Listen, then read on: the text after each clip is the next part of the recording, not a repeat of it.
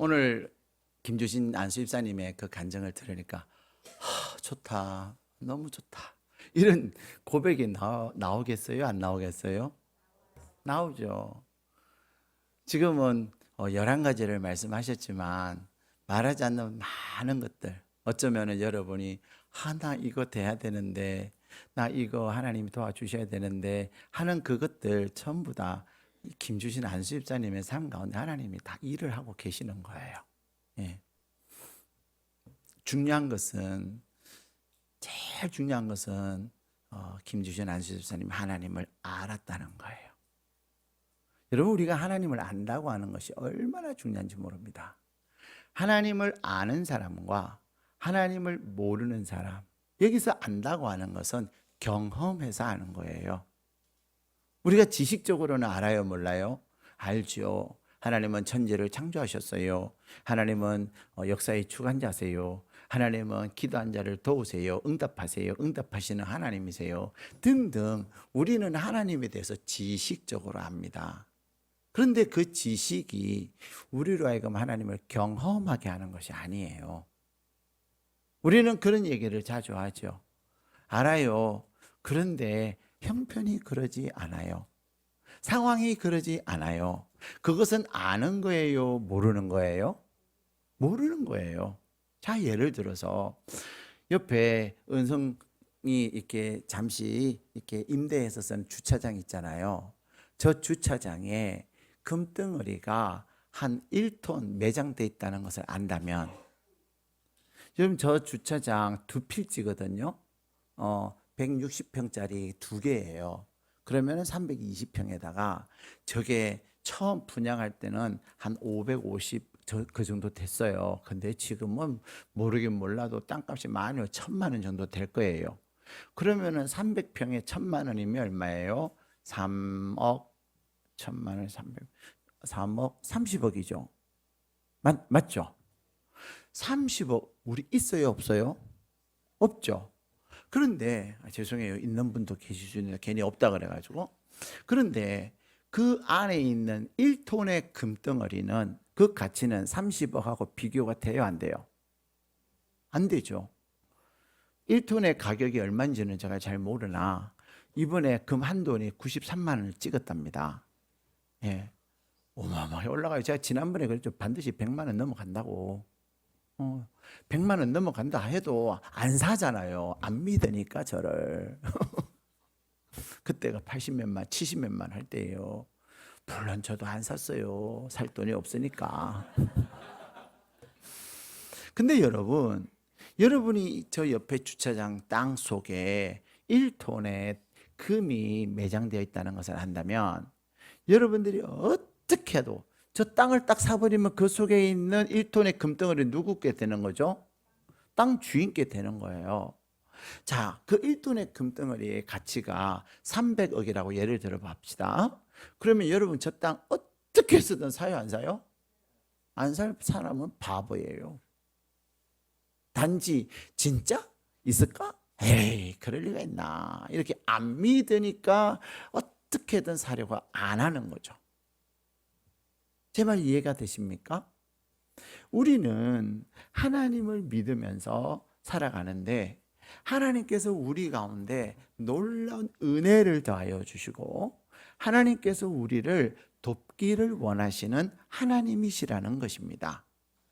방금 김주신 안수 집사님이 간증하신 그 간증보다도 더 많은 하나님의 은혜들이 있어요. 방금 말씀하신 것은 본인이 할 수 없는 것이기 때문에 간절히 기도했어요. 이번에 선교사님이 그런 얘기를 하셨어요. 그 김주신 안수 집사님 발을 낫게 했던 그 수도가요, 너무 더럽대요. 진짜 수도꼭지를 틀었는데 그 속에서 흙탕물이 나오는 거예요. 예. 그것을 안 어떤 한 교회가, 미국 교회가 그 수도를 깨끗이 새로 설치하게 해줬대요. 그래서 내년 여름에 우리가 선교를 가면 그 수도꼭지에서는 이제 흙탕물을 경험하지 못하게 됩니다. 그럼 우리는 그런 생각을 하죠. 아유, 흙탕물이어야 나을 텐데. 그렇죠? 흙탕물이어야 뭐 내 피부병이 났든 뭐가 났든 나을 건데 이제는 나을 게 없네. 그거는 우리가 하나님을 안 믿는 거예요.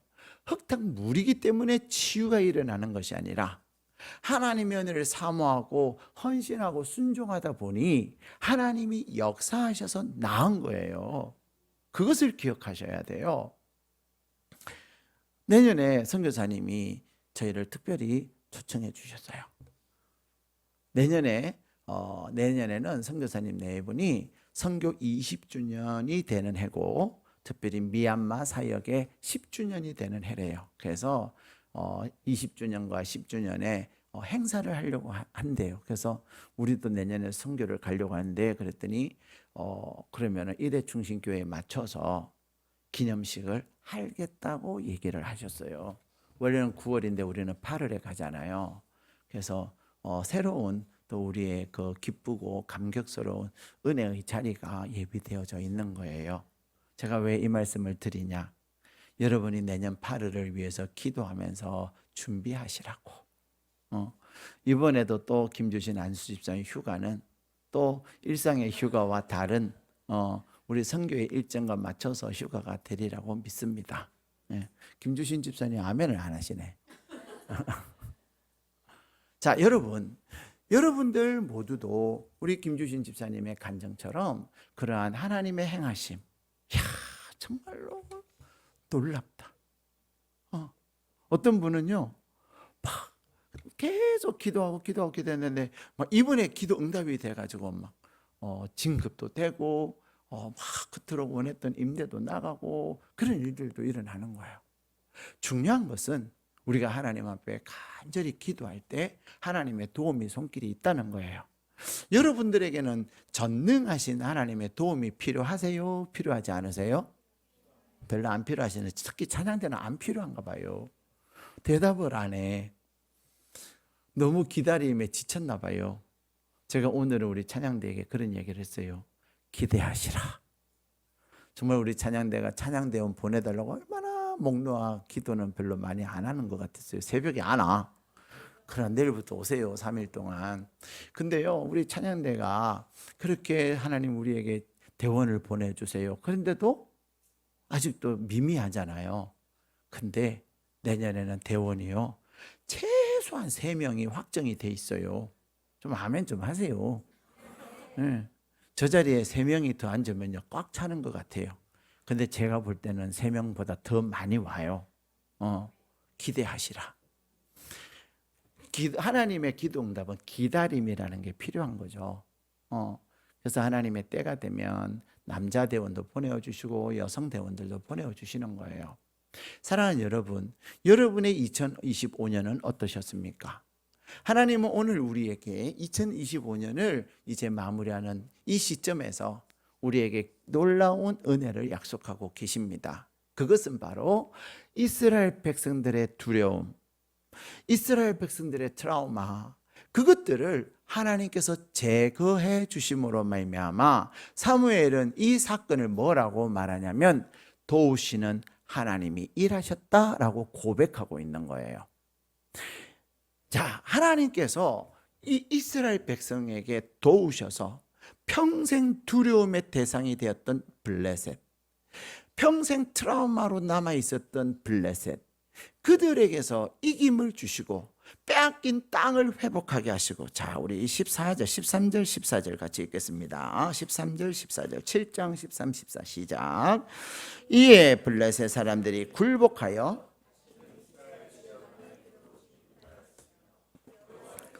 사무엘이 사는 날 동안에 블레셋 사람을 막으심에 블레셋 사람이 이스라엘에게서 빼앗았던 성읍이 에그론부터 가드까지 이스라엘에게 회복되니 이스라엘이 그 사방 지역을 블레셋 사람들의 손에서 도로 찾았고 또 이스라엘과 아모리 사람 사이에 평화가 있었더라. 아멘. 하나님께서 도우심으로 말미암아 이스라엘에 어떤 역사가 일어나요? 그렇게 이스라엘을 괴롭히고 그렇게 이스라엘을 힘들게 했던 그 블레셋이 13절에 뭐 누구에게 굴복해요? 이스라엘에게 굴복한 거예요. 실제로는 누구에게 굴복한 거죠? 하나님께 굴복한 건데 하나님은 보이지 아니하니 하나님의 백성에게 굴복한 것처럼 보이는 거예요. 어쨌든 블레셋은 이스라엘을 괴롭혀요, 안 괴롭혀요? 안 괴롭히는 거예요. 그래서 굴복해가지고 이스라엘 사람들이 사는 그 땅에 이제는 침범을 안 한다는 거예요. 하나님께서 사무엘이 사는 동안에 블레셋을 딱 막으셔가지고 오지마, 어디와, 죽을래? 이렇게 막으셨다는 거예요. 하나님께서 도우시는 에베네셀의 역사의 첫 번째는 블레셋을 굴복시키시고 블레셋이 더 이상 침공하지 못하게 하셨을 뿐만 아니라 또 뭐예요?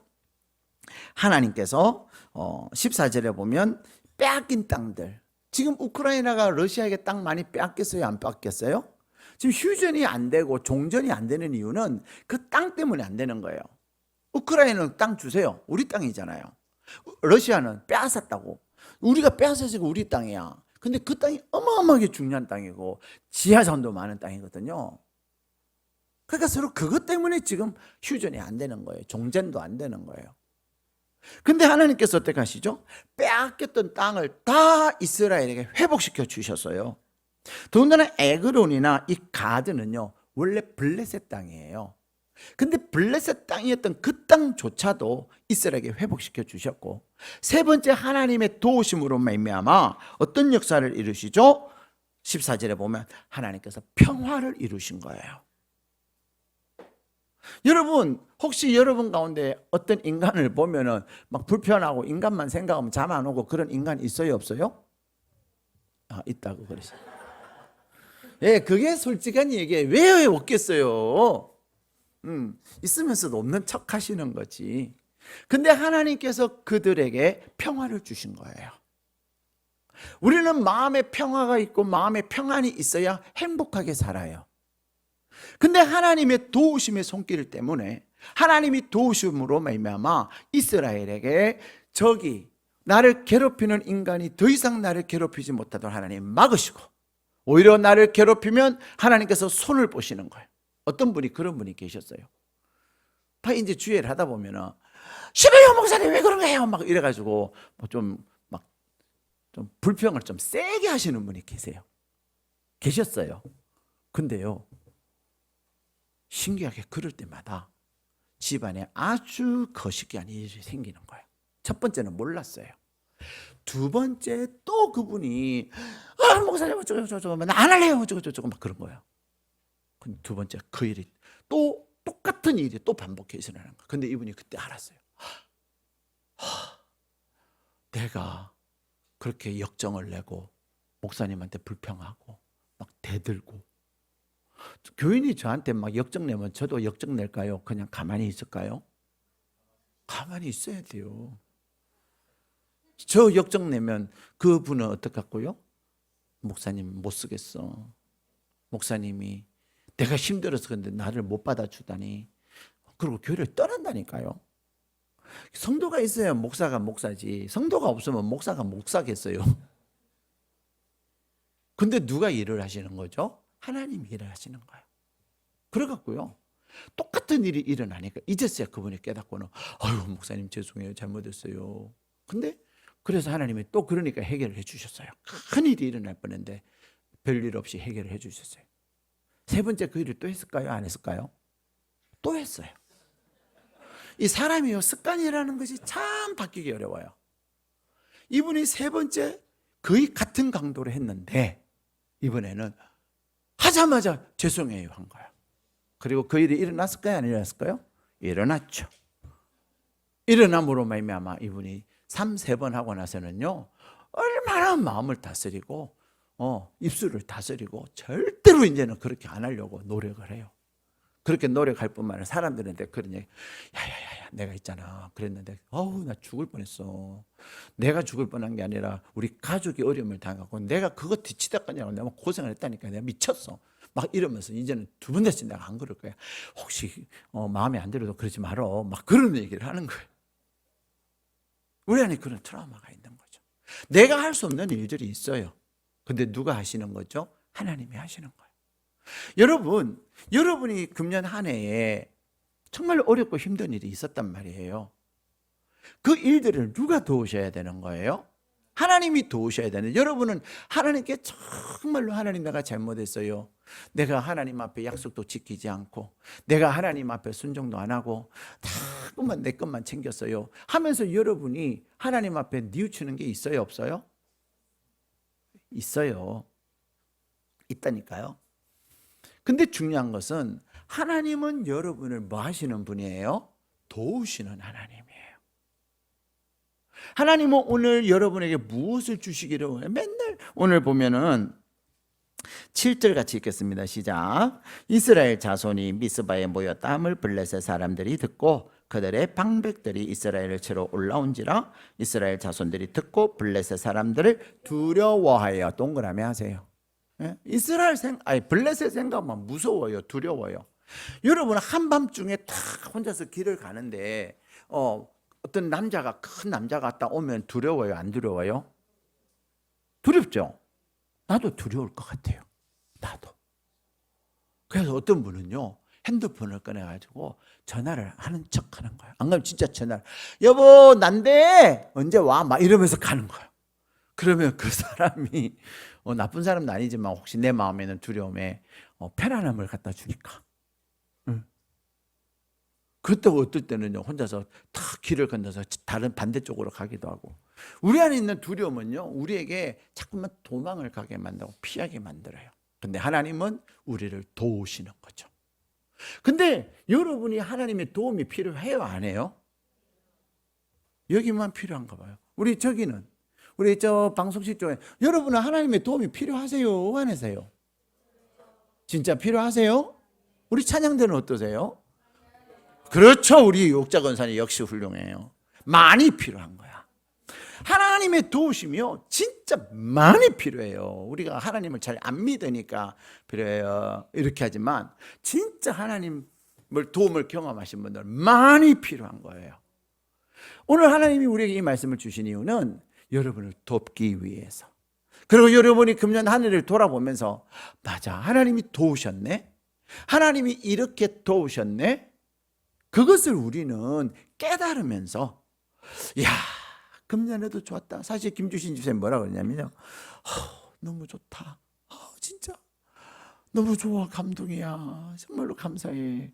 그러면서 뭐라 그랬냐면요, 내년에 이것보다 조금 덜 해도 괜찮아요, 그러는 거예요. 그래서 제가 막 뭐라 그랬죠.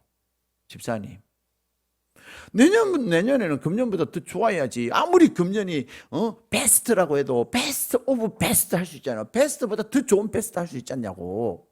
하나님은 금년보다 더 놀랍게 하셔야지. 금년보다 너무 좋아서 금년에 내년에는 좀 조금만 줄여도 괜찮다고. 그러니까 얼마나 좋았으면 그렇게 말하겠어요. 근데 우리는 그게 아니죠. 금년에 좋았지만 내년에는 뭐 해야 돼요? 더 좋아야 되는 거예요. 더 좋아야 되는 거예요. 더 좋은 하나님을 기대하는 거예요.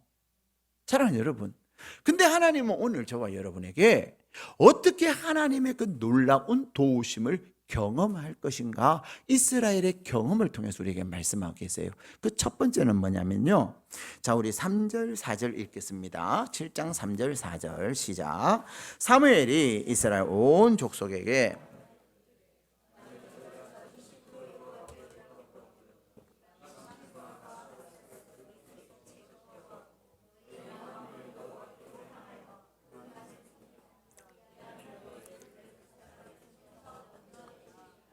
아멘. 제가 전에 인도네시아 윤영호 선교사님 사역지에 우리가 선교를 갔습니다. 그때 윤영호 선교사님이 이제 그 밀림 지역으로 팜 농장으로 우리를 인도했어요. 인도네시아는요 끝이 없어요. 팜 농장이.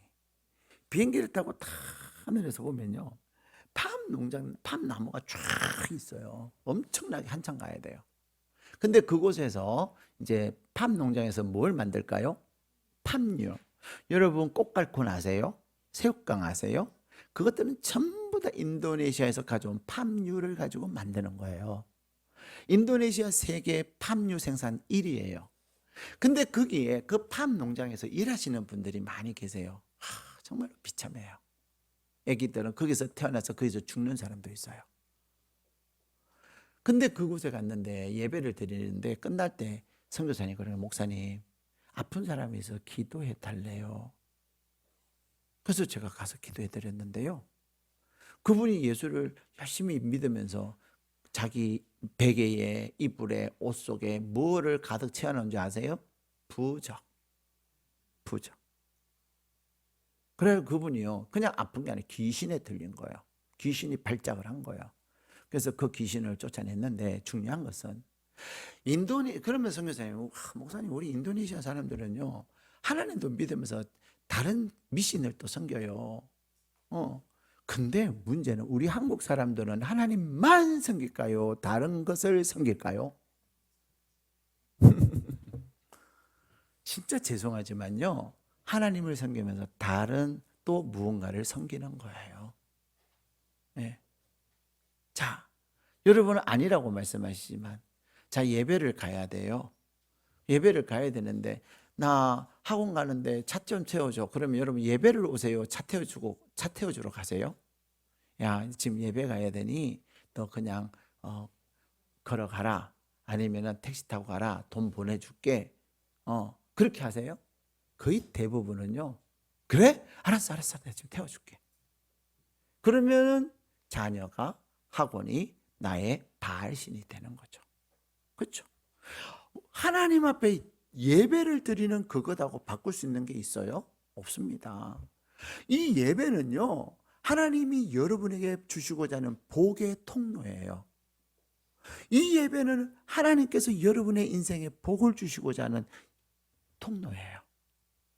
또 어떤 사람이 야 이번에는 그냥 맨날 매주 교회 가는 게 좀 그렇잖아. 이번 주에 내가 너 힐튼 호텔 힐튼 없어져서 쉐라톤 워커힐에 내가 뷔페 사줄게.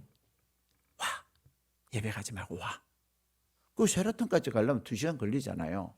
그러니까 밥을 11시 반에 먹으려면 9시 반에 출발해야 될 거 아니에요. 그죠? 11시 에 9시 에 다 띵거해야 되는 거예요. 그 공짜밥, 그 호텔밥 먹으려고. 나에게는 그것이 우상인 거죠. 예배와 바꾸는 그 무엇. 그런데 이스라엘에게 하나님의 도우심을 받기 위해서 뭐 하라는 거예요? 우상을, 마음의 이방신들과 아스타롯을 제거하라는 것입니다. 여러분이 하나님의 그 놀라운 능력과 하나님의 도우심을 받기 위해서는 우리 안에 있는 우상을 버려야 되는 거예요. 아니야 우리 회사에서 김 부장님이 나를 책임져 주시면 나 승진은 따놓은 당상이야. 근데 그 김 부장님이 아이고 뭐 교회 가지 마. 승진은 내가 책임져 줄게. 그러면은 여러분은 교회를 갈까요? 김 부장한테 갈까요? 승진에 목말라서. 근데 여러분 꼭 기억하셔야 돼요. 김 부장이 승진 책임져 준다고 해서 진짜 책임져 줄까요? 아닙니다. 믿지 마세요. 누가 여러분의 승진을 책임져 주시냐면 하나님이 책임져 주시는 거예요. 하나님이 누구도 다스리냐면요 김 부장도 다스리시는 거예요. 우리의 우상은 물질이나 자녀나 승진이나 또 관계나 수많은 것들이 우리의 우상이에요. 내가 하나님보다 더 소중하게 여기고 내가 하나님보다도 더 하나님을 내려놓고 그것을 취하는 그것이 나의 우상이라는 거예요. 근데 하나님의 도우심을 받기 위해서 우리가 해야 될 것, 나의 우상을 버리는 거예요. 두 번째는요, 그들이 무엇을 합니까? 그들의 우상을 버리고 그들은 여호와만 섬긴 거예요. 그리고는 그들은 사무엘을 찾아옵니다. 사무엘을 찾아와서 뭐라 그러냐면 우리를 위해서 기도해 달라는 거예요. 자, 우리 6절 말씀 같이 읽겠습니다. 시작. 그들이 미스바에 모여 물을 길어 여호와 앞에 붓고 그날 종일 금식하고 거기에서 이르되 우리가 여호와께 범죄하였나이다 하니라. 사무엘이 미스바에서 이스라엘 자손을 다스리니라. 아멘. 여기서 물을 길어 여호와 앞에서 붓는다라는 말, 물을 길어서 붓는다는 말의 의미가 뭐냐면 회개한다는 거예요. 여러분, 엎질러진 물을 다시 담을 수 있습니까? 없습니까? 없잖아요. 다시 말하면 내가 물을 길어서 붓는다고 하는 것은 나의 아스타로 우상, 나의 이방 신들, 내가 하나님보다 더 소중하게 여겼던 것들, 이제는 하나님 앞에 다 쏟아 놓습니다. 내가 다시는 그것을 다시 거둬들이지 않을 것입니다라는 고백이 바로 물을 길어 붓는 거예요. 그것을 또 성경은 뭐라 그러죠? 범죄했다, 회개하는 거예요. 회개는 후회하는 게 아니에요. 돌이키는 거예요. 두 번 다시 그거 안 하는 것이 회개인 것입니다. 세 번째, 그들은 무엇을 합니까? 우상을 버리고 하나님 앞에 회개하며 그들은, 자, 8절 읽겠습니다. 시작. 이스라엘 자손이